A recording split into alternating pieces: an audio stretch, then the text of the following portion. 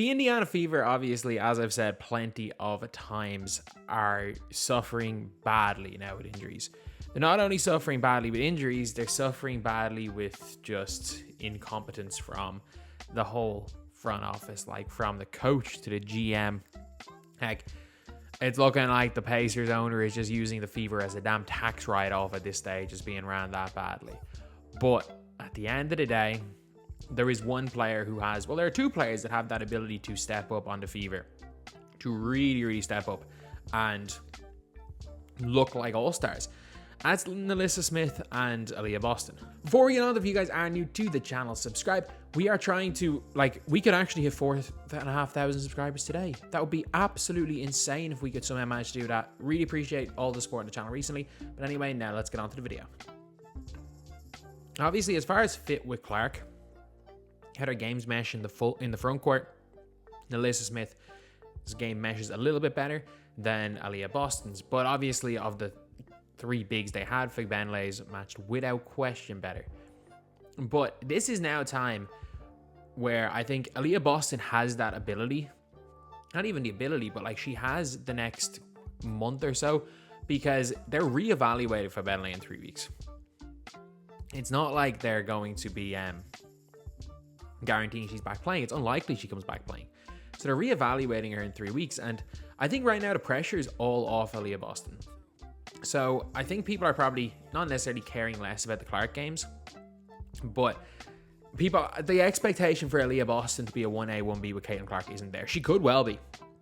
She could step up, but that expectation is not there. But the last game was a big sign. Other than the fouls, and some of them were phantom fouls, Aliyah Boston had a good game. She's a very good interior defender. She rebounds pretty well. And she's playing her way back into shape. I'll stand by this. I said it at the very start. She underestimated the offseason. And that can happen. That can happen. And for a player of that level, it can happen once. That can happen once. She obviously did so much reporting, so much stuff for ESPN, that she didn't realize how tough it was going to be to get back into game shape. And she's playing her way back into shape. This is 17 points and a half is no easy thing, especially against a Fever team who are not bad at the center position. They can have a rotation at times in the center position of Cameron Brink, Uru, and Hamby. So they've got bodies. They've got bodies that they could throw at her. And Aliyah Boston with 17 and a half, she looked every bit the Aliyah Boston that we expected to see. So she's now got the next month with no real expectations.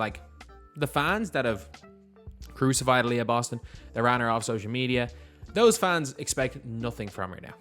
They expect nothing. So if she shows even 75% of what she shows last year, is still a hell of a player. And obviously, Aaliyah Smith is 1 million times better than she showed. She's gotten hot in some games. She was really good in one of the preseason games.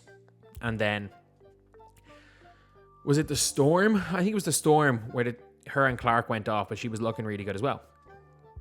So in general, look, the Fever are screwed. The Fever are actually screwed. They're a terribly constructed roster. Neither of Boston or Smith have any backups in their team. So they're going to be left on the floor for as many minutes as humanly possible if they're not in foul trouble. And also, people have just written off this team. So it's actually one of those situations where it's not the worst thing in the world for these two players. They're players that haven't probably had the start to the season that they would like. Obviously, Aaliyah Smith is fully blaming Christy Sides for that. Fully blaming Christy Sides for why she's struggling. And you know what? Aliyah Boston's off social media. She's probably not happy with Christy Sides either. Christy Sides, a lot of people think she was going after Caitlin Clark for getting teed up because she mentioned technical foul.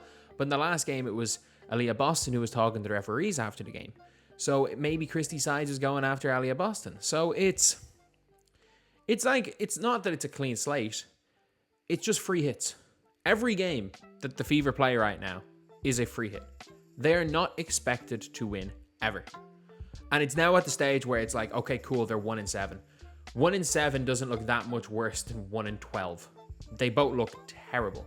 And they're both just people have accepted, look, they could be 7-2 and the blind people that hate the blind Caitlin Clark haters would say, oh, she didn't win 9 games in a row, she's not the GOAT.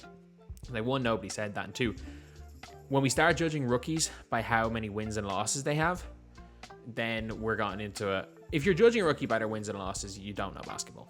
You just don't know basketball. Wemby didn't win as a rookie. LeBron didn't win as a rookie. Jordan didn't win as a rookie. It is what it is. Like, Larry Bird did, sure. But, like, the only reason they got Larry Bird is they drafted him the year before and stashed and built up a bit of a better team. And Magic Johnson won as a rookie. And he won a title as a rookie because they gave him cream. So it's like, that happens. Happens in a rare occasion. I'm trying to think off the top of my head what really good rookies have won. Unless you want to say Derek Lively, greater than Wemby, or like Ben Simmons in his second year when the Sixers process was close to ending. That's all I can think of off the top of my head. But yeah, like, it's a horribly constructed roster, but it's a free hit for them. Like, a lot of people are saying that Kelsey Mitchell needs to, like, she can step up. Kelsey Mitchell's barely won a game since she's been in the WNBA, and she has chucked for years. I don't rate Kelsey Mitchell at all as a player. Like, she can put up stats because she can chuck. She's undersized, not a great finisher at the basket, will throw up any shot. Anything she sees, she'll throw up. And, like, if the Fever want to go anywhere, not going to be her. It's going to be Clark, Smith, and Boston. Right now, unless they make trades or they sign somebody. And it's going to be... Until Fagbenle comes out, they go where the three of them go. And in a way, they have so much less of a chance to win that it could actually be a positive, because it forces the three of them to be on the floor at the same time. The coach isn't going to tell Nalissa Smith she doesn't see where she fits in the team and bench her because Fagbenle's there. She's not going to be able to bench Aliyah Boston because Smith and Fagbenle sometimes work well in games, or vice versa. So maybe it'll work. As great as Fagbenle is, like, she was the second best player on Fever so far. But at least this forces Christy Sides to play the two higher upside players. And the Fever suck.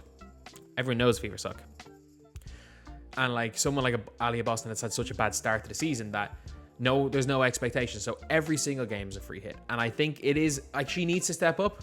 But at the same time, like, the situation is perfect for her to step up. No pressure. No expectation to win. And if somehow the Fever manage to get it going right now, because they do have the talent. There's a lot of talent on that Fever team, especially in that three. If they can become like a big three, and yeah, they're not going to win probably more than 13 games, but if they somehow win like 11 games, or they go and win tonight, they go and beat the Sky, I don't know who they're playing in between the Sky and the Mercury, they suddenly rattle off a couple of wins or a couple of close games, and they end up like, let's just say they end up 3-10 through 13 games. Is it good? No. But if you can have that type of record and teams getting better and there's a bit of chemistry and Boston stepping up and Smith is stepping up, look, there's something there for the future. I think there's enough talent there. If they go and get a high draft pick, they get one of the good players in next year's draft, and they get a better coach, this team actually has a chance to do something.